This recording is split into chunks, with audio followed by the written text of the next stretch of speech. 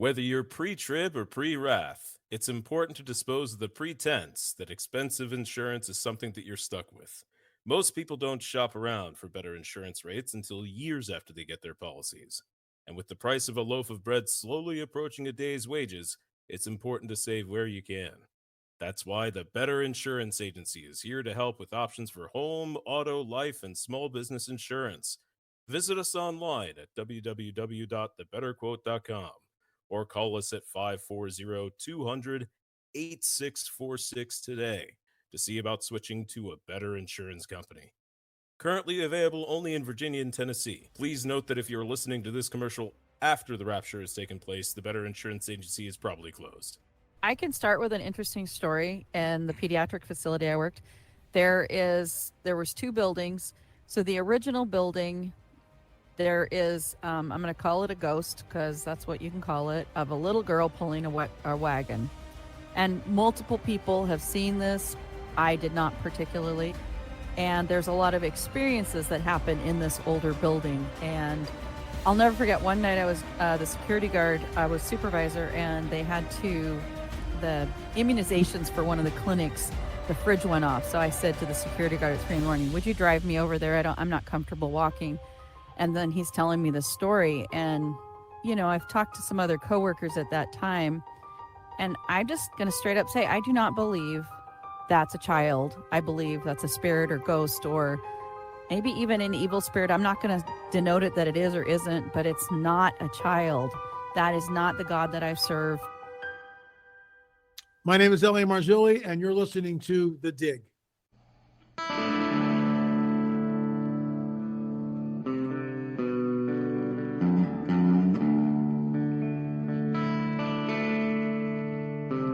We should read our Bible as men digging for buried treasure. The Bible is the world's most popular enigma. Its secrets lost to cultures beneath the sands of time. Or is it? It is the glory of God to conceal things, but the glory of kings is to search things out.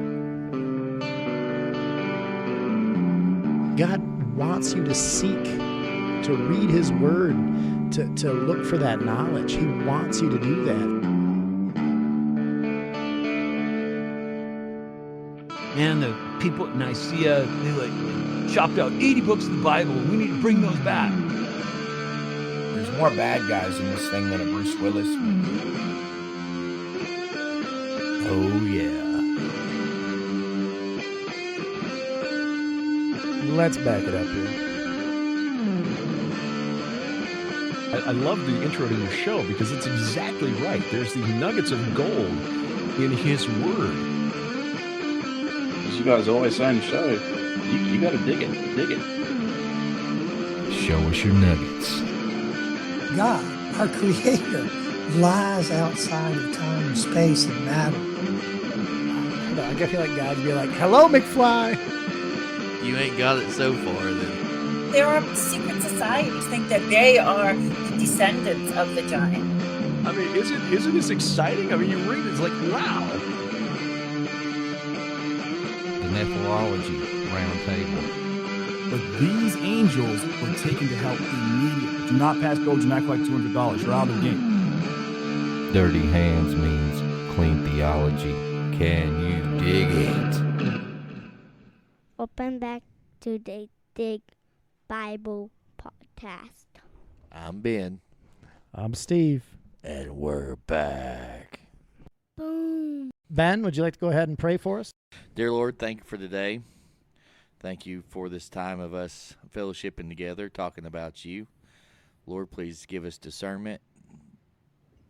As we've said before, Lord, we're trying to reach the 1-2 people that we need to reach.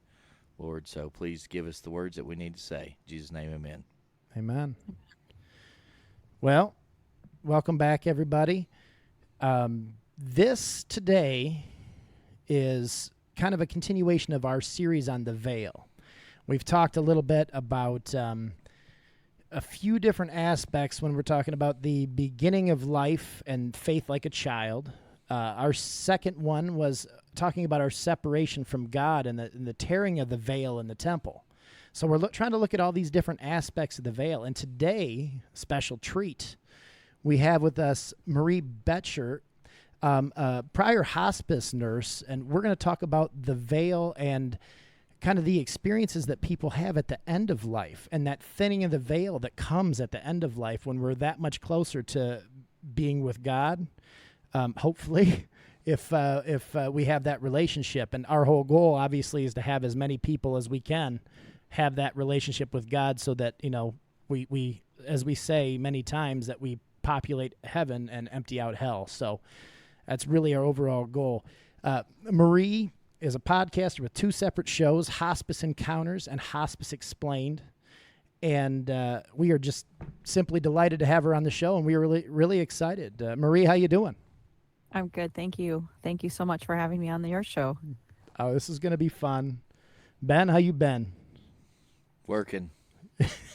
You work a lot. Trying to get this truck going. So, Ben, Marie, if you didn't know, Ben has about, 14 Jeeps in his yard. So there's 9. He's a Jeep maniac. And 2 of them are his. That's beside the point. I'm not going to deny that the new Bronco is pretty beautiful. Those are beautiful vehicles. I had a love 95 Bronco. I did like Gotta it. love it. I did Yeah. like it. It was Eddie Bauer. It was pretty very nice. Love it. Should have never Very sold it. I say that about a lot of my cars, though. Right? Well, we had them for a What reason. about you? Oh, buddy, same old. What'd you say? Tomorrow we're going to go wrangle a cow? We're going to wrangle. I got to take, we do our own, we try to preach a little bit of self-sufficiency in this day and age. Okay. So we do a lot of our own farming and our own. If you call it gardening. Our own gardening. Well, we do some gardening, but we do our own farming, some animals, like farm-to-table type stuff, if you know what I mean. So tomorrow we're taking a beef in, so that's always exciting. Some people don't like to know where their food comes from. I like to know what's in my food, so that's where we kind of come from there. That's the main thing. We both do chickens, and yeah. I think that's a good idea. Well, Marie, we are, like I said, excited to have you on. I kind of want to ask you, I know you're not currently a hospice nurse, but you were a hospice nurse, and it's a very difficult profession. And I kind of want to know what drove you, or I shouldn't say drove you, but that inspired you to become a hospice nurse, because it's such a emotional roller coaster with hospice, because you're dealing with the death and dying and families that are struggling and families that they don't understand what's happening. And it's so easy for us on the outside to look in and say, oh, well, this is what's going on. But when you're going through it, the struggle is so much more real. So what took you down that path? Well, that's a great question. It's probably going to start with, as a nurse, my mom, so my parents had me when they were older in life. They were 44 and 47. So I am, a tag-along child. And so my mom died when I was just 30. So what year was that? 1996. There's no internet. As a nurse, I'd been a nurse, I think 8 years. Yeah, 8 years. Or 9, something like that. And I couldn't, struggling through, because I was in the surgical section or pediatrics, and it's medical and surgical and get better and discharge. So my mom is on this, downward slant, and she went on her little hill for a few years. She was a slow roll. But when it got really close, I just, we asked everybody. There's just no resources. And we were able to get help, and we were able to, all the pieces got put into place, and it was she had a peaceful passing. And even back then, and I can go back into many, many stories, but I was thinking, Mom was such a saint, and she was a good Christian woman. I got so much from my mom and dad, and I'm like, heaven's going to open and the angels are going to sound and trumpets. I'm young, 30, and nothing happened, but the night before Mom died, we called her sister, and I said, Mom's dying. And they're like, you know what tomorrow is? Tomorrow is 40 days, 40 years from the day that Big Mama died, which was my mom's mom. And so my two sisters and I were in the room, and we all looked around, and said to my dad, Mom's dying tomorrow. And she did. So that was the only big, like, spiritual thing that I remember that was really profound. But she did, and I'm thinking, we had all day with her. But nope, she died at 8 o'clock in the morning or 8:30 in the morning. And then 10 years later, so now I've been a nurse for a long time. I'm working in a pediatric facility, and my dad's not well, but he went downhill quick. He had pancreatic cancer and went from diagnosis to death in exactly 6 weeks. So we had kind of got on the freight train with Dad.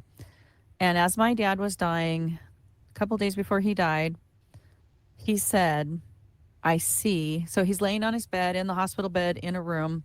It's in this house, actually, upstairs in my bonus room. And he had a hospital bed. And I think a dozen of us were at least in the room, because we were all just having that Sunday afternoon. Dad's not going to last much longer. And he looks up and he goes, just quietly, and he says, I see the great beyond. And it's beautiful. And it's like, what? You see? What do you see? I want to know what you see. And I asked him like 50 questions, probably in like 30 seconds. Dad, Dad, Dad. And he's end of life, dying. And I told my son, turn the lights off, because it's just, I want to make sure he's not seeing something else. So he didn't describe, anything, but it's the great beyond. And that's the best he could say, but he could see it. He was just laying in his bed and he could see it. And so I just want more of that. And, I've been a Christian since I was a wee young one. Mom sent me to Sunday school, and I don't think I was quite 3. And they said, do you want Jesus? And I said, yes, really, really early on. So I look for these stories. I listen for these stories. And that's probably where my one desire to work hospice, I realized what a blessing.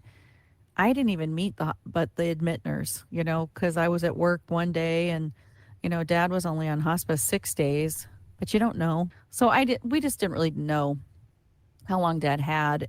But I remember thinking, I want to be a hospice nurse. And I didn't become a hospice nurse, I would say 5 or 6. I can't remember exactly the timeline of when I became a hospice nurse. And so then I worked hospice, and I loved it. I mean, just loved it. I loved spending the time. I don't think I could ever spend enough time with people. That's really where my podcast grew out of. And the truth is I just shared all the experience from every patient that I had that died. It's like every single one of us are unique and different, and we all are going to end up dying different as we all live different. And everybody doesn't die exactly the same, but yet they do, right? There's many pieces we can bring to that. And so anyway, that's where probably Hospice Explained was born, is this moment where I can't do this. I can't work full-time hospice. And yet, so if I can teach on a podcast, I can teach a lot of people, right? I can, as many people as listen to it that day, and here we are. So I do Hospice Explained, and that is my non-Christian. It's just a safe place, no matter what you believe, because I believe that all people, and this is true for the medical world, you don't go to a hospital because you believe one thing. You're going to get treated for medical care, and you're going to get treated equitably and fairly. And that's where I feel like the podcast is. I just want to bring all these different people that care about the end of life, and I interview as many people as I can and do education. So I've done that, and I continue to do that. And then I have Hospice Encounters, because I read this book by John Burke called Imagine Heaven: Near-Death Experiences, God's Promises, and the Exhilarating Future That Awaits You. And in that book, he said, you got to tell your stories. I said, oh, I've got a lot of stories. Because, you talk about them. You sit at the nurse's station at 3 a.m, you're telling stories, or you talk to friends. And so here I am now in our podcast world, sharing the encounters. And I might I might change the name to from Hospice Encounters or Hospice Encounters and The Great Beyond or something. Not sure. It doesn't have as many episodes and they're real short, so people can really just listen quick and enjoy and move through them.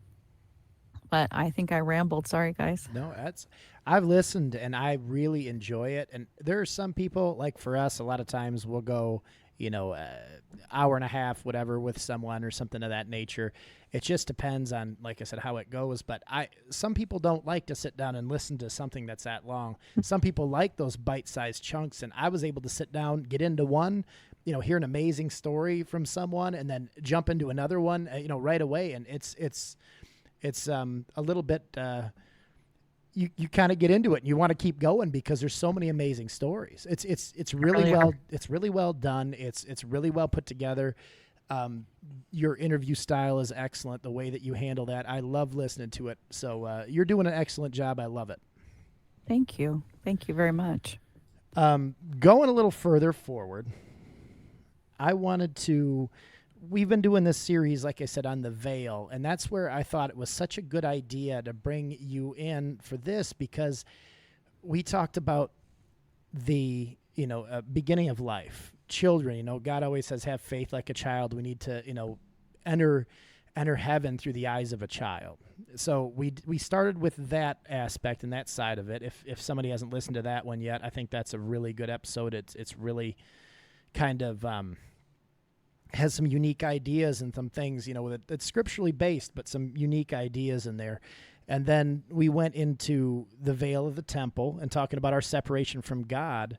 And one part of that, I think, really comes into this. And that's where when the temple veil was torn, and we talked about the size of that veil when we went back through Jewish tradition and things of that nature. The veil was 60 feet tall and 3 to 4 inches thick. So when you have something that big, like you were talking fabric, about it's crazy. Yeah. I mean, how hard is it for some people to rip their shirt? Obviously big old buff guys, they can rip it pretty easy, but sew 3 shirts together and rip it. No, that's crazy. 4 inches? That's ridiculous. So if we look at that too, the part that kind of comes into this for me is that it was torn from top to bottom. So we see God coming down to us in Jesus' death. It's showing that in our death as well, we no longer have separation from God. So that's in my belief, and we've gone through this stuff before, but that's, if you go back to the Old Testament, it talks about Sheol and things of that nature. But at that point, that's when I believe that heaven is when all the people who were in Sheol end up going to heaven. It's a whole nother story for a whole nother time. It can get pretty deep pretty fast in here, and I apologize. But with the veil, I think that when we see that part where in Jesus' death, the curtain rips, our separation from God is no longer there. But we see that in death. So as we get closer to our own death, as we see this in this end-of-life process, there seems to be a thinning of the veil to some degree. Mm-hmm. So I'd like to know your ideas on what the veil, what that means to you. And then on top of that, kind of just expound on that in the way that a couple of experiences that you've had that you see the spiritual, and I think maybe start with some of the more common ones that you kind of see some commonality across the board. I know not everybody's going to have the same experience, but start with some of the more common ones that you see, and that, someone listening to this might say, oh my gosh, that happened to my father, or maybe they're going through something right now, and you can give them some peace, some solace on something of that nature as well. Absolutely. This is going to be the interesting thing that keeps coming to my mind. When somebody dies, and if you're present, so not everybody's even had this opportunity, but even if you thought of an animal, and I believe animals have spirits, because an animal we'll just go with it simply. They're exuberant. They love you. But when they're gone, nothing. You don't feel that presence, right? And that's the one thing I would say for people. When they're gone, there's no presence. Their eyes change. There is just an absence. So I really feel like that's for me, there's a spirit. There's a spirit. I think our spirits leave. I think they leave at different times. This is something I've read and thought about multiple times. When do they go? And I thought, I don't think they all go at the same time. I don't think they all go at last breath, you're gone. Maybe they're halfway. Maybe they're not suffering. Maybe God's got them in this waiting place. Maybe God's got them in the waiting room of heaven. I just don't always feel like the spirit is always there, but I do believe they hear. I think heaven's so close that we get to speak to it, right? So why wouldn't it be so close that we couldn't speak to our loved one who's right up there? I read, and I want to say it's in this book by John Burke, but it might not be. But it's a story of a man that was in the ICU for a couple months, and he was on a beach. And I've never heard anything like this, but he said he was just waiting. He didn't know what he was waiting for. He saw people walking by. The water never changed, he was never cold or hot. He didn't describe if he was in clothes or, put swimsuit. He didn't describe anything like that, but he was just waiting. And you know what that tells me? He was in the ICU for 2 months. Let's just use that as an example. He wasn't suffering because they're suffering in so many ways when you're artificially ventilated, they sedate them, and they were trying to save his life. And they must have, obviously, because he was able to come back and say, this is what my experience was. So that was kind of one thing, because I was thinking about this subject because we're in our emails is, where are people? I think, when do they die? Good question. When there is no breathing, when there is no heart rate, yes, they're gone. We know that. But does somebody stick around an extra hour? We don't know. Maybe their spirit hangs around. I don't have a particular story about that, but I have a belief that some people stick around a little bit longer because maybe they just didn't quite have some finished business, but not for days and months and weeks. And I don't believe in ghosts. So I want to pause and say there's you know what I mean? A big difference there. Well, that makes me think of that story you said before about the guy on the ER table or whatever. Oh, that's that other book. I had asked you about that. There's Maurice Rawlings, an ER physician that went in as an atheist, and we've talked about his book before called To Hell and Back, and that is an amazing book about very similar encounters. And he's all people that he was able to interview that had basically left their body and came back, were dead and had been revived, and some multiple times. And it's just unbelievable, the stories. And some people, what happens is they'll tell this while they're on the table, and then when they're stabilized and they're back, and they don't remember any of it. So it made me think of the guy where you saying they're like working on his heart or something, and they would move and it would stop. And when they'd move something again, and his heart would start pumping again or whatever. They were trying to put the pacemaker in, and he would come back screaming, "I'm burning." I mean, and then he's back, and then he'd go out again, come back screaming. And he asked for a priest, and then when they brought in and somebody prayed, he did it again, and he came back all peaceful. It was wild. Pretty amazing stories in that book. I do actually have one that I kind of experienced with somebody as well, and I had a gentleman that told me he passed away, and then I talked to him the day after this happened. He said, I passed away, and I was in line, and I was standing there, and I looked ahead, and there's a guy standing up, and I think he called him the arbitrator. He was standing at this desk, and everybody in this line was going up to this desk. And when you got to the desk, he told them either to go left or right, and you would get on a train on either side going in opposite direction, whatever side he told you to go on. And he said when he got to the table, he said, "Nope, you're early." And then he was back in his body. Wow.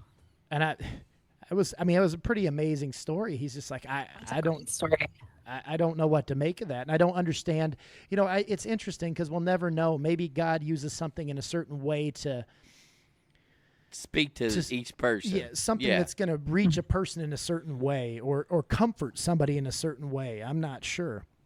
But I think that was pretty interesting. One other thing, and I wanted to ask you about this, and we'll keep going. I know you have, like I said, you're going to have way better stories than me. I have one really cool one that I'll go into in a little bit, but what I've seen numerous times with people who are very much at the end of life, and I remember being with somebody, actually I remember this multiple times, where they say they see children. And I don't know how often that's happened with you, but I hear that they're usually playing ball, and they see the children, they're in their room. And I was sitting there one day, and I was talking to someone, and they told me, "Can you tell that kid to knock it off? That ball's giving me a headache." And I looked and said, I said, "What kid?" And she goes, "He's standing right next to you looking at you." And I said, I have to go. I'll be back later. It just gave me chills because you know, most people call, and that's something I found was kind of interesting. Most people call those things hallucinations. But what is a hallucination? Is just something that somebody else isn't seeing. You're experiencing that they're not. My wife's also an occupational therapist also. And she's said that a couple of the older patients that she's had would just be like, "Oh, so-and-so's, like boiling water in the kitchen. Tell them to go turn it off." And she's like, "There's nobody here," and just different, different stories like that. And if you're not spiritual, if you don't have that connection, if you don't understand certain things, or if you don't even understand just the death and dying process, that those hallucinations, somebody will pass, "Oh, they're just, they're delirious," or they're that. And I don't believe that to be true. I believe there's a thinning of that veil, like we talked about a little bit earlier, where you may see somebody. If you look, go back to, I think this is a great one. If you look at Genesis 25, 7 and 8, it says, "Abraham lived for 175 years, and he died at the ripe old age, having lived a long and satisfying life. He breathed his last and joined his ancestors in death." How many times do you hear someone say, "Oh, they're reaching out for their husband or their wife, or they're reaching out for a family member"? That happens. I've seen that happen. I haven't told this story yet. I'll tell you a quick story. When my mother-in-law was dying, my husband, all of a sudden, we'd been doing this for 7 days. My husband goes, "I got to go." And I said, "Your mom's going to die soon." And he goes, "I got to go." And then I walked out to the car, and I said, "What's up?" And he says, "I just feel like her angel can't come if I'm here." That's the best example he could say. And he says, she's not going to die while I'm here. And I said, "Okay." So I walked back in the house, walked in her room. She was alone at that moment. Everybody else was in the living room at that point. And I was like, "There's an angel in this room." I knew there was a presence, and I was like, "Okay, I'm not leaving this room." It wasn't brighter. It was just, there was a physical presence in the room. And when, I'd say it was about an hour, I can use my hands. Let's see if I can see them with the camera. They're way up there. Okay. So she had her hands, on the side of each of her body, and she did just barely, and I'm doing it 4 times better. It was just this imperceptible. I was like, "Oh, I knew she went." It was just that, it was like, that's up and out. And I've seen that multiple times. It's just this, just imperceptible, just like raising of a finger, it's like the spirit is releasing the body or something, or the body's releasing the spirit, and the spirit can go and the body has to stay. That's amazing. It in ways like that, I think that, and I've said this before, when you have someone pass or someone close to you that you love, if you don't have that faith, how do you cope with that? You think about this, that if you know where that person is, if you know, my father passed away less than a year ago, and it very unexpected, was not supposed to happen. But I know where he is. You have the comfort of knowing. And I know that, and it's tough. And actually, it's funny because I found this verse like 20 minutes before we called you, and I thought this was, and maybe this could be comforting for somebody else in the same situation. But Isaiah 57:1, good people pass away. The godly often die before their time, but no one seems to care or wonder why. No one seems to understand that God is protecting them from the evil to come. And that was, I mean, pardon my language, but that's pretty damning right there. It's pretty. Well, just think about that verse and think about how many people, grandparents or somebody's like, man, if Papaw had to live through this, he'd have killed somebody. Yeah. Or they wouldn't. They wouldn't handle that. No. Yeah. And, I mean, I hear that all the time. Yeah. It's true. It's true. There's a lot of folks that would not handle. And, maybe it's just based on our years of life and what we've gone through and what is going on the earth. I mean, we all have what we can tolerate and what we can't. Yes. Some of us is more vocal than others about it, too. Yeah. Yeah. Yes, you are, Ben. I have to rein myself back a lot. I understand. Well, so what are some of the more common things that you have seen when you're with someone when they're passing, or in that sometimes that 24, 48 hours, sometimes even a week, you kind of see a change in somebody, and that's when you kind of know it's getting close. And in the medical world, when you're talking about people who are hospice, then they transition to what they call actively dying, and it's a change when all of a sudden they're saying it's going to happen, in the next couple days. That's their assumption. So, I mean, what are things that you see that change, that you see happen with those people? Let's see here. Sometimes it's hard when you're like in the hospital. It's harder. I feel like it's easier at home to see these changes, and there's just a withdrawing. They kind of pull away. I think honestly, when they get to that peaceful point, they just start. Well, of course they sleep. I mean, physiologically, they sleep more. They withdraw. They just. It's like they're coming away from this world and they're preparing for the next. Here's an interesting one. My dad, when I talked about him being in that hospital bed, I just got it for him on that Sunday that I talked about that evening. The morning, I couldn't get him out of his chair. He goes from walking to the bathroom, and then, he couldn't even get out of his chair. So I had ordered a hospital bed. It came, and he got in the bed, and I was just sitting there in his chair watching him during the day. And I watched him reach up and shake somebody's hand. And I was like, he's talking to somebody, and this is what, like you mentioned it's called visioning instead of hallucinations. It's just, and I think absolutely he was talking to somebody. It's like, hi, oops. Nice to meet you. That's like, you can even see his mouth moving. It's like, oh, he's saying, oh, I'm pretty good. And, he died. He went into what I like to consider a coma-like state where they can hear, but he didn't wake up after that night that he saw the great beyond. But when I saw him shaking somebody's hand, I called everybody, come on.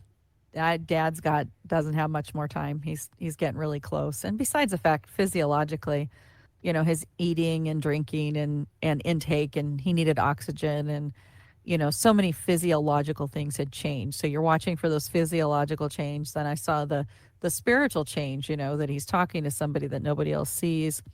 I asked him, do you see anybody? Have you seen animals, kids? Nope. He never told me he saw anybody. But the great beyond, which was like, yay. I was excited about that. So I think these are generic, but yet so similar, is that there's physiological changes and then there's spiritual changes. And I think even, so do I know I think, I'm going to go out on a limb a little bit. I really think that people who really didn't walk or know the Lord, I think there's some time in this space because we're in time and they can jump out of time. I think they jump out of time periodically and they could have a conversation with God and God could say, have you thought about this? Have you thought about, and maybe there's a lot of people getting saved in those days. We really don't know, but God can use all the little seeds that we have given over the years. I do believe that you do need to help people through, as far as praying and being with them and physiologically helping them too, of course. But it's interesting. That's of course a subjective thought. But does that answer? I think I rambled. Does that answer? You are not rambling. I'm loving it. Well, on that topic there, I mean, it's like Revelations. It says, you have the two witnesses. You've just you're going through the tribulation. Right. You've got the two witnesses. You've got the 144,000, and then you have angels going to and fro. It's like, I'm giving you one more chance, one more chance, one more chance. And it could be like that story about the guy on the hospital bed or on the operating table. Mm-hmm. It's like, hey, here's your little taste. Is that what you want? Here's another little taste. Okay, you got it figured out. Good job. And you never know, especially if it's, to the point to where they're not really talking or responding. Right, Us living won't realize that. But right. I think, he don't want us to go to hell. So why would he not? We'll give them one little last chance right before they go. Straighten it up. And there you go. I just have to believe that, that's exactly what, like you said, he wants to give us more chances. But I don't know. That's the thing. We won't know until we get there. Right. Let's just hope that we don't need extra chances when we get there.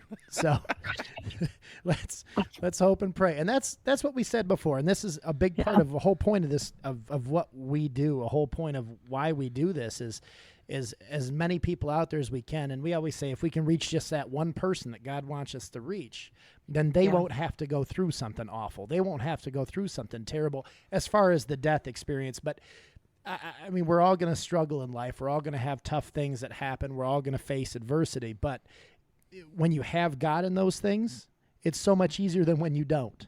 Oh, yeah, for sure. So it's it says God went, he's went before you to make a way. Prepare a place. And if you, I'm just, in your troubles and all that, you just have to have faith and go through it. You're going to come out stronger or better at the other end, or you're going to die.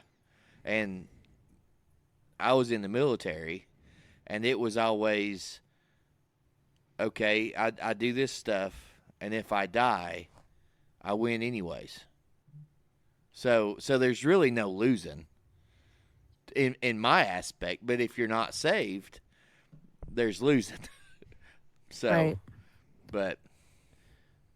Well, I think I kind of want to go into some of the more unique things that have happened, some of the more unique encounters. And I'll start you off with one here. And I wish he was with us tonight. Justin is the third member of our group, but his work schedule has been pretty hectic lately. All over the place. All over the place. So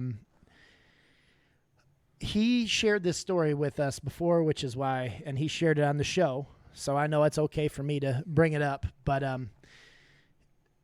Justin had his grandmother who was passing away, and she had been kind of in and out, intermittently there and not really there. And I believe that's kind of what you spoke to, how sometimes you can be maybe in this reality and then in that reality at times as well. But she was, in their words, hallucinating a lot. The people that were with her, hospice nurses, things of that nature, which, like I said, hallucinating, it's just a term to say you're seeing something that somebody else isn't seeing. And he says that, they called him one day and said, she's pretty clear today, but she's really close. You guys should be here today. So they went over, and he said they're talking, and she's pretty clear that day, but she'd still randomly look around and she's talking to family members that aren't there that have passed on. And that's a fairly common thing, like we've said. But his sister shows up, and when she walks in, his grandmother is rocking a baby. And Except there's no baby. There's no baby, but he's rocking a baby. And his sister looks down and asks her, like, whose baby are you rocking? And she goes, what kind of mother doesn't know her own child? And it turns out she had had a miscarriage that day. And it just blows your mind. She ran out. No one knew that it happened. She ran out of the room upset, obviously. And she told everybody later that she had had a miscarriage that day, and her grandmother is sitting there rocking her baby that has already passed on into heaven. I mean, can you imagine just it's obviously, I can't imagine what people go through, but to know that your baby's already in heaven. And we've gone over this before. I 100% believe every aborted baby, every stillborn, every child that dies at birth, they're all in heaven. I 100% believe that. But to know that you've been through that, you've been through a miscarriage, and that your child is up there waiting for you, that's amazing. I'm speechless. I'm going to be honest. I'm just absorbing it. I'm going to be honest. I'm just absorbing that. If you just, as a woman and a mother, I did not have any miscarriages, and I thanked God, because I remember saying when I was pregnant with the first, I don't want to go through that. I don't want to do that. And God was gracious and answered that prayer. And so I have 3 beautiful children. They're adults, and I grieve with people when they lose someone, and that's just so profound and special.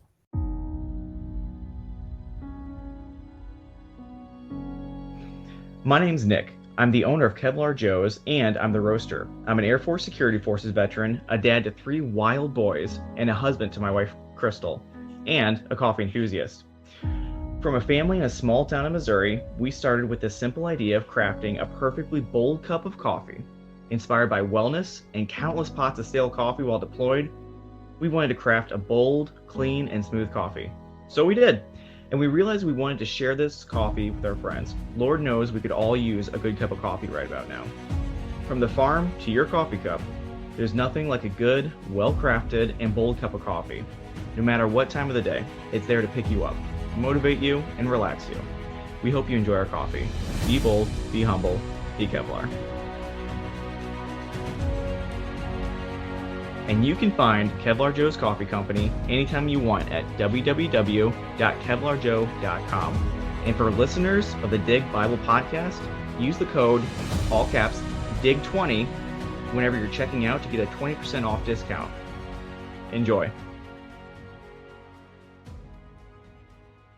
Now, I've told you the most profound story that I know in that space. I'd like to hear a couple of your more, I don't want to say fringe, because that kind of makes it sound, unbelievable, but I want to hear some of the more interesting things that you've seen where you really get a handle on how that veil is really, really thinning at that time.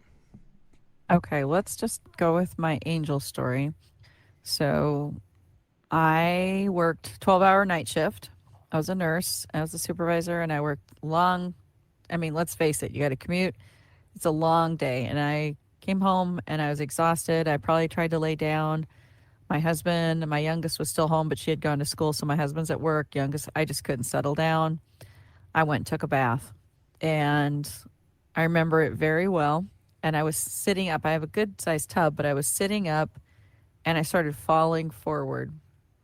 And it was this shoulder, and a hand stopped me from falling forward with my shoulder, and I woke up. Nobody's there. So there's a veil, but when they need to, they can come through it, right? So backwards in time, I'm going to say 17 or 18. I really couldn't give you an exact date. went to visit a friend who lived on the south side of the airport, and I lived on the north side. So I was coming home. It's probably midnight. So I'm coming home about midnight, and I'm in my mom's 6-cylinder Ford Fairmont. We're not 4-door, big white, car. And so there's somebody behind me. I didn't notice it. I don't know how long they'd been behind me, but they're tailgating me this close that I could not see the taillights, except as you know, as cars sometimes go a little bit off of each other, I saw this little bit of flash, and I looked up, and I'm like, there is somebody like literally right behind me. And I'm getting on a freeway on-ramp, and they're following me, wherever 45 miles an hour at this point, we're speeding up to, I think, 55 at the time. And they pass me on a single lane, right? So they pass me, and they go around to my left, so the correct type of passing, but it's on my left, and there's no lane, so I had to pull over into the, you know what I'm thinking? Shoulder. Shoulder. Shoulder, yeah. So I'm moving. I had to move quickly over to the shoulder, and I pointed them as they drove by. I pointed them to heaven with my middle finger. I literally have never done it again. You was telling them they're number one. Okay. Yeah. Good deal. I was, like I said, 17 or 18. I'm like, wow, but you're crazy, and I'm just thinking, this person's just literally thinking they're crazy, and they, of course, were. And so then they got furious. This enraged them beyond natural, just enraged them. So they paced me, like that. And of course they were so close that I'm like, I'm young. I'm not a IndyCar driver, but I'm like, try to speed up, try to slow down. And I'm like, what am I going to, so God forgive me. I said, God, please forgive me and save me. I don't know what I'm doing here. And then I darted off to one of the first exits, and he drove up the gravel and chased me. And I was like, there's a light at the end, and there's no traffic, by the way. There's just nobody. This is 40 years ago. There's not a soul on the road. And, the only person I told her, somebody way back when, they're like, I would have drive this way. Well, there was nowhere to drive. I wasn't taking him to my house, and banging on the door and asking for Dad. That's if I could have. There's so few things, drive up to the police station. Well, no, my luck, nobody would have been there. There's so many things that went through my mind, but I just stopped. I had the doors locked, hand locking doors. And they got out, and they came up to my door and just were hysterical with me. They're, pushing on the car, raising the car, shaking the car, and just losing their stuff. And I'm like, just kind of looking at this guy, and they stopped. He starts looking at my passenger seat.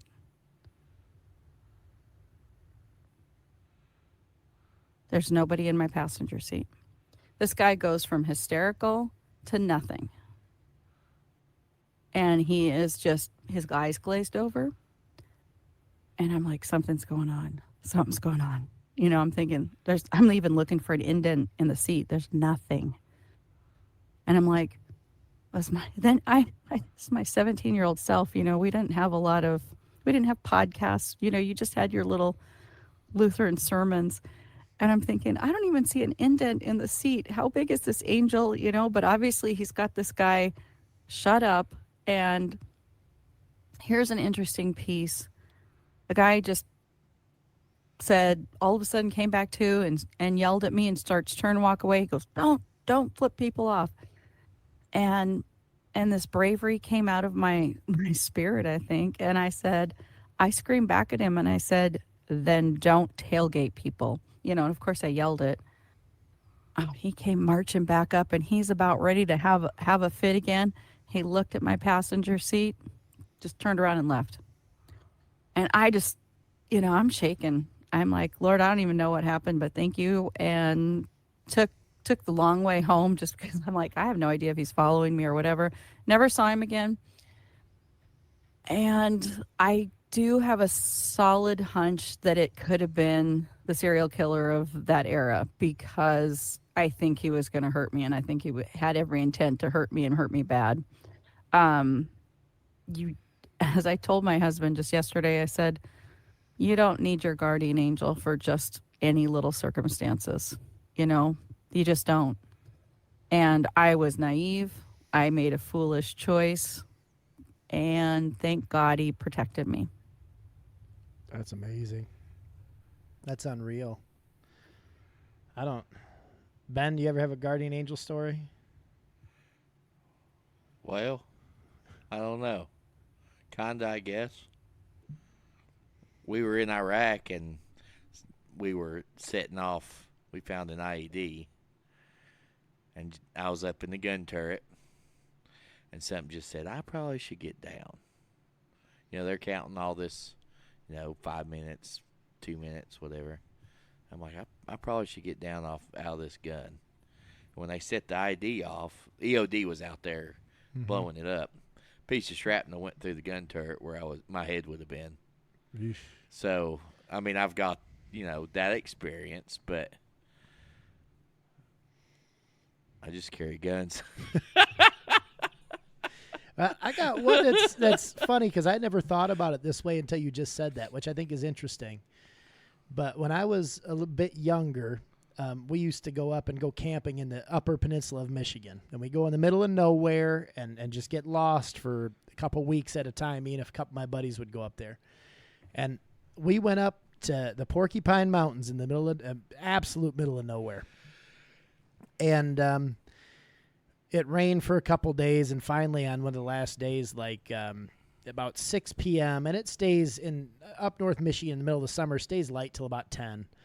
So we're like, it finally stops raining at 6, sun comes out. All right, we're going to go for a hike. We're going to get out there. Let's do this. So we pack up our backpacks, a couple fishing rods. We're going to try to find one of the lakes up there. I think we were going to Miracle Lake or something like that. I think it's called that. I can't remember, but we're hiking up, and I mean, some of this hiking, these trails are really kind of tough to follow, tough to see, and we're getting up there a ways, and sometimes you have to get actually on your hands and knees to climb over rocks to get up things and things of that nature. So you get so far out there, and it didn't really take. We were not very smart. Let's just be honest. We're college guys that really were just having fun out in the woods, trying to go fishing, things like that, and it started getting dark really fast.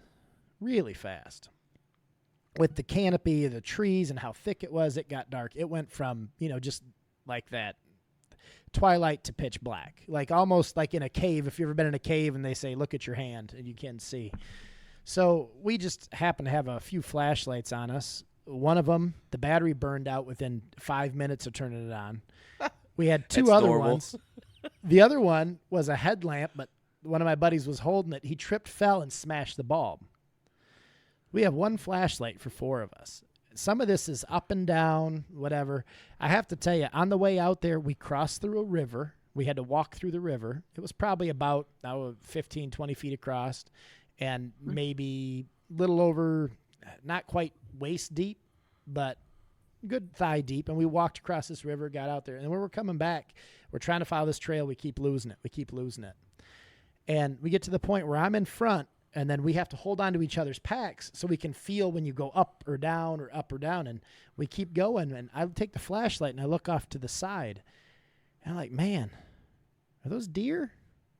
You start seeing eyes. And there's another set of eyes. And there's another set of eyes. There's about 12 sets of eyes. And I'm watching as we're walking, and they're following us. Deer don't follow you. They get a little closer, and you start seeing the outlines. And it's a pack of wolves that are following us. And they're staying right with us, just off to the side, probably about 150 feet off to the side. And they're following the 4 of us. And so we start thinking, are we going to stop, set up a fire, do whatever we need to do? We have this one flashlight. You just ask them to lead you to your camp. Well, listen, we keep losing our way, have to keep backtracking to find this trail. We cannot find this river we crossed. Can't find it. We have no clue. We are lost as lost can be. We're those wolves stay right with us for 2 hours. They're following right alongside us. We get to a point where all of a sudden the foliage is so thick, I knew we went the wrong way because it's just a wall. We literally, I took the vines that were on there and pulled them aside, and our tent was on the other side. Never crossed back over the river. Never had those wolves follow us for 2 hours, and never saw another. I mean, just unbelievable. There's no way that that's not divine intervention. That's not something supernatural. That's not God watching over you. I know it's a little bit off track of what we're talking about, but it's just amazing to see how God works in your life. And when people chalk those things up to coincidence, like you're talking about with your turret experience there, that's not coincidence. Oh, no. That's God saying he's not done with you yet. And I think that is same thing in your case. And actually, I think in your case, it might even been even deeper when you think about the fact this guy it's so much rage. Is that demonic possession? Is that something where and that demon sees that angel, and you're seeing spiritual warfare in the flesh almost, like right there in front of you? Yes, that makes sense. I mean, that is just, it's powerful. And I believe that we don't always see it, but I believe got chills to that. I got chills to that. But I believe that stuff's happening around us all the time. I think most of the time we don't see it. Sometimes we feel it, but we don't always see it. So, kind of interesting. What's even, you get a flat tire on the side of the road. You got to look at it as, well, maybe you got a flat tire because if you didn't, you'd have been T-boned by an 18-wheeler. At the next stoplight or something. You never know. You never know. I do have a good highway story. So I was a traveling nurse. I was a way young nurse, and I had my husband and our 1-year-old, and I say we're in the Midwest, and it's it's probably 2 a.m. easily. There's a pallet in the road, and he woke up right before, because I probably said Mike, and we're in a F-150 Ford pickup truck with a canopy, and I'm driving, and I don't remember, but you're out in the middle of the highway. You don't see things way far in the distance, right? You just see it. It's there. I drove over it. Perfect. It was square in the road, like centered in the road, and I drove over it. And nothing. We both listened. Don't hear anything. We don't hear anything. The tires are fine. Everything's fine. And then there's a rest stop soon after, and it shook me up. So I'm like, look, you ready to drive? I need to switch. This rest stop was a weird one. I don't remember if it even had bathrooms. It was down a hill, and it was very covered in bushes. And my husband's like, we switched spots, and he says, I'm going to get a sandwich real quick. So he makes a sandwich, and he starts the car up, and he goes, oh, I'm going to sit here and eat my sandwich or something. And he starts the car up, and he says, because it was cold, and he goes, oh, I forgot to shut the cooler or something in the back of the truck. So he jumped out and then shut it and got back in, and his face was white. And I'm like, and then he just we took off, and I'm like, what? And he goes, turn around. And there was a car that had come down. It was like a hill of this rest stop. They had come down the hill. I think their motor was off and the lights were off. And we realized they had probably put that pallet there for us to, probably get a flat tire and be stuck changing this tire by ourselves alone at night. And so the Lord, I know. It's a scary story. My gosh. I'll tell you what, you've been through some things. I have. I never even think about that story, but my mom, she was praying for me on that one. I got one more since we're going on this track. I love this. I was going to say, you know what I'd say? Carry a gun. Carry a gun. It's my answer for everything. Just carry it's a gun. not a bad answer, but carry a gun. This was a lot. This was 1991, so different world. Yeah. All right, this one's a little quicker than my last one. I'm sorry. If I have to cut some of this down, I will. But when I was a kid, we lived in Montana for about a year, and my dad told me this story a couple times, and it always blew me away. And my dad was one of the most Christian people I'd ever met, just very, very on point with all those things. But he said that we were up driving in the mountains, and we had this little, I think it was a escort station wagon, I think is what it was. And we'd go up to, we lived about 20 minutes from Glacier National Park, so we weren't far away, but we'd drive up through the mountains and we would, go through it's pretty much what we did for every weekend. So we're going on this mountain pass, and there's a semi coming towards us in the lane they're supposed to be in. But apparently the semi behind him didn't want to wait anymore. So he comes around the side to pass him on one of those mountain roads that don't have guardrails, that have sheer cliff drops on the side. And my dad said he sees two semis coming directly at him, and we're there. There's no room for us to go around him. It goes straight up on one side, straight down on the other. All he can do is put his hands up and close his eyes, and he's waiting for the impact. And then he said it didn't happen. And he turns around, and both the semis are still right next to each other driving down the hill. And somehow we're on the other side.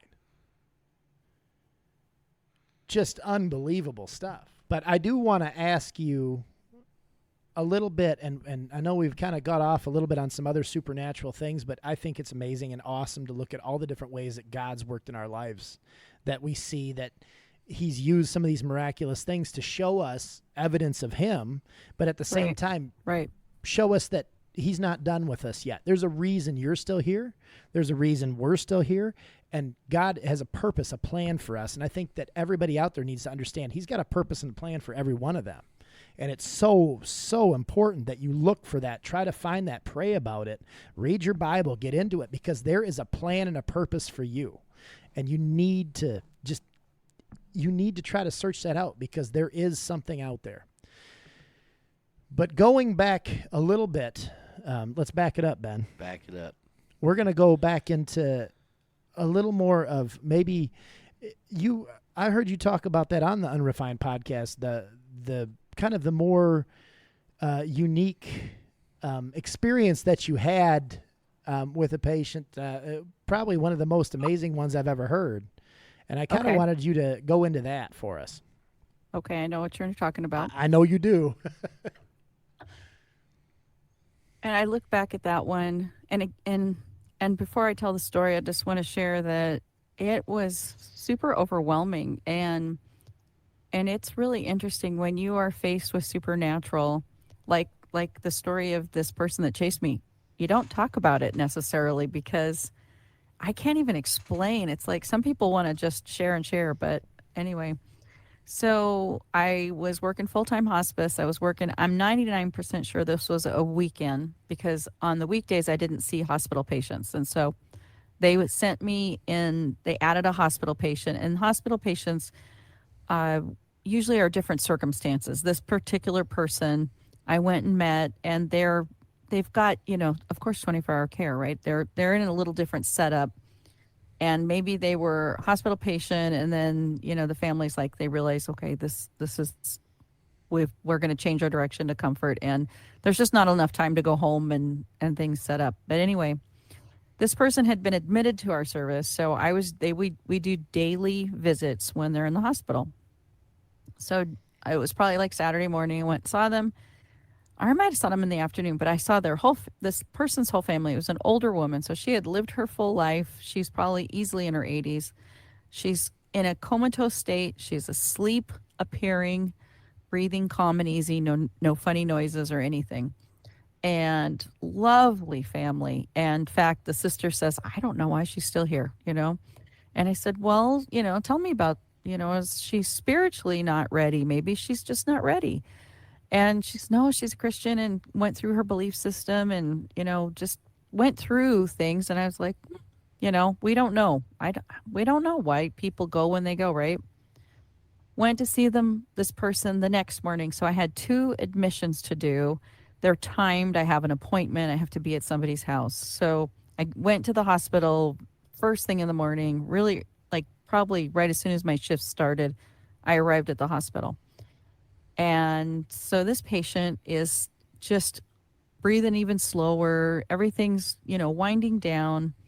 And so one thing I wanted to make sure is, you go to the hospital because you want to make sure the nurses are, comfortable at the hospital, because they don't always do this as much, or maybe it's a float nurse or something, and they're just not giving So there's medicine. We can give them pain medicine. We can give them anxiety medicine. Some of the medicines do both things because you want to make sure somebody's comfortable at their last days.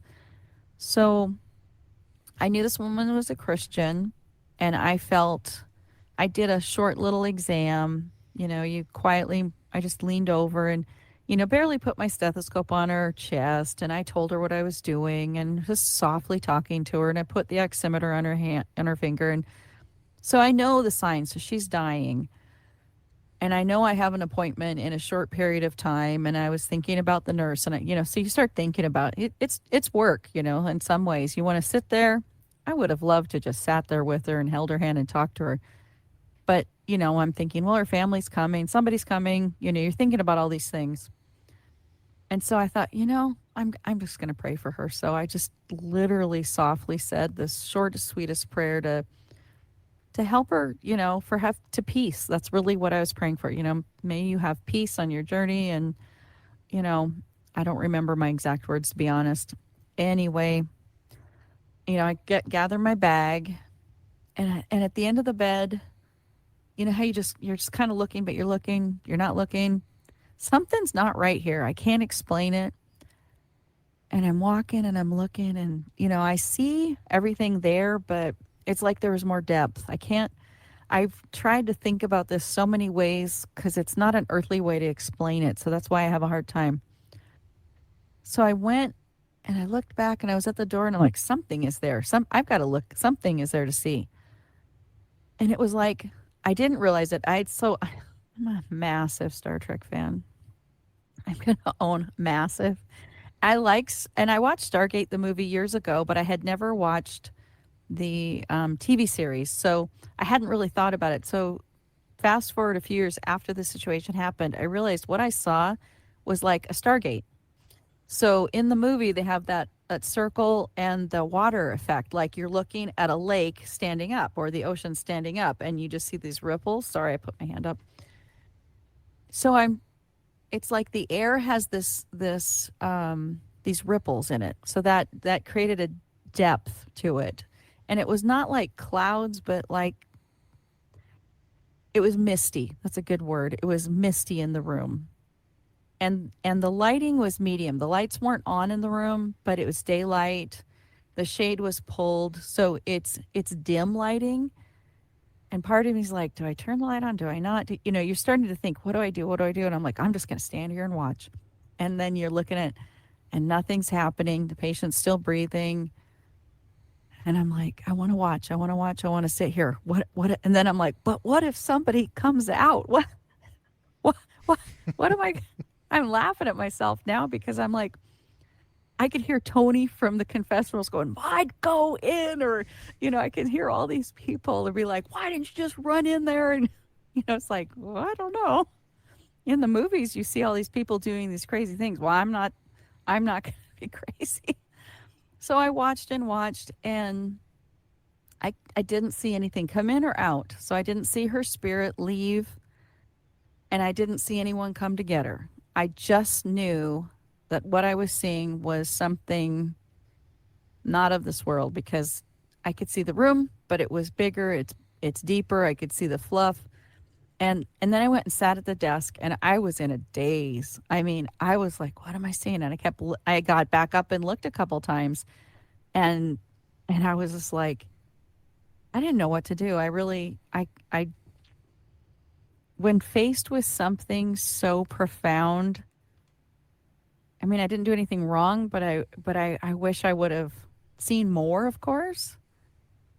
But, of course, she ended up dying. And so what I ended up saying when I was on Unrefined podcast, and I had never said it quite this way, but I think it makes the most sense, is that my prayer opened a portal for this woman, and it did. Literally, my prayer helped her. Maybe it helped her go faster. I didn't think she was dying that fast when I got to the room that day. But I think it just opened things up, and she's like, yeah, I'm ready. I'm ready. So, yeah, you can ask me more questions, but it was something else. I just find it fascinating because every time we see something of that nature, it's like a glimpse It's God giving us a glimpse of seeing something. And now, was that there for her, or was that there for you?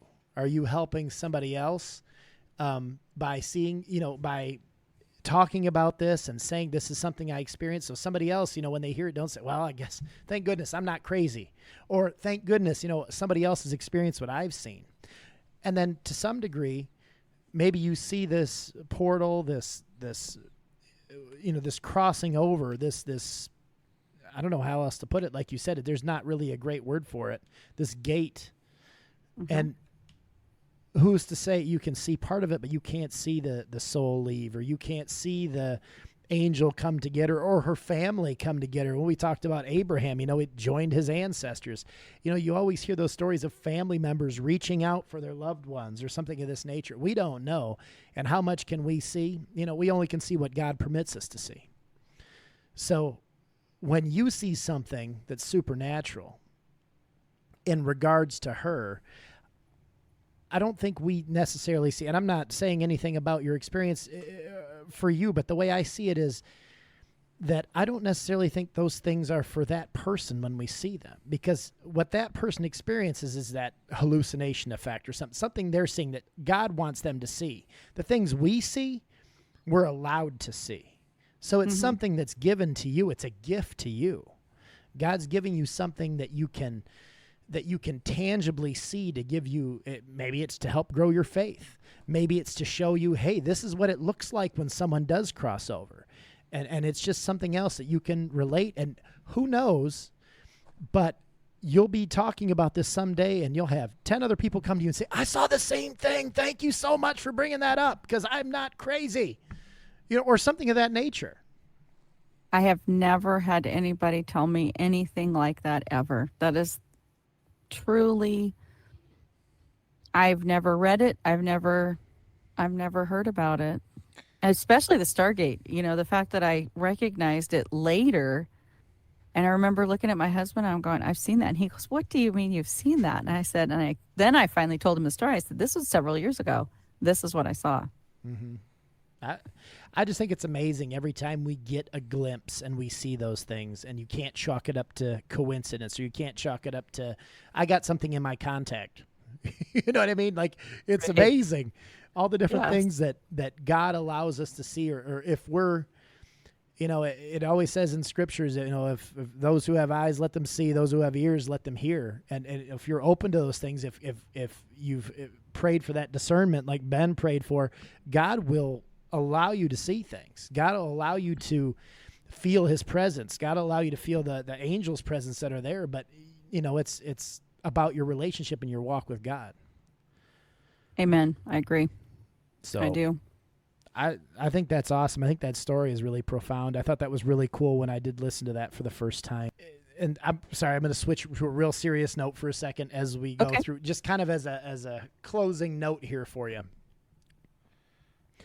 I think everybody knows someone that's going through either hospice care or going through the loss of a loved one, or if they don't know them personally, they have a friend who is going through there. I think it's really important that people understand the gift that hospice care can be, and what hospice really entails.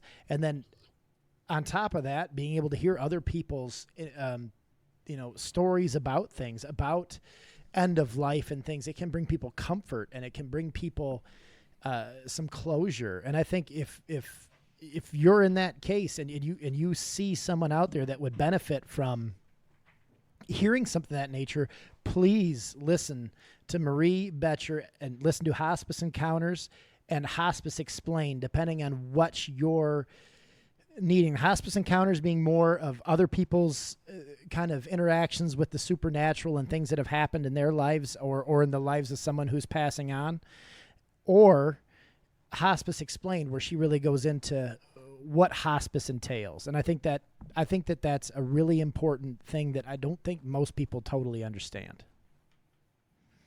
We don't. I found that to be the reason why I brought the podcast up is, you get to somebody's house, you're introducing hospice, and people just, the need for education was extreme. It's just not our common thing we talk about. Well, thank you so much for coming on. We really appreciate it. It's been an awesome talk, and thank you again. Thank you. Thanks for listening to the Dig Bible Podcast, the place where you can't lean on a shovel and pray for a hole. You gotta dig. Be sure to check us out on YouTube, Instagram, Facebook. Be sure to like, comment, share, and subscribe. Keep digging.